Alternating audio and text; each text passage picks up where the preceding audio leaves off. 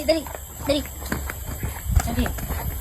Tuyok ta kaning balay kalima para dili ka mawala. Mama na yung mga kuan karon nga. Punta ka sa balay. Kay inaana mi diri.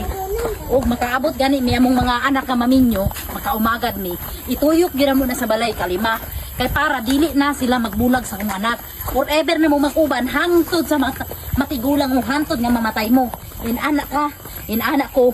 Og inaana gyud ko permente. Basta na ko'y umagad ituyok gyud na ako nagkalima. Tuyok ta kalima. Tuyok ta kalima para dili pug ka masaag sa lain.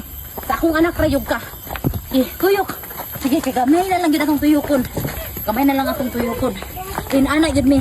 Kinahanglan palihim man na para dili ka mawala o di ka masaag basin maabot ka sa lain.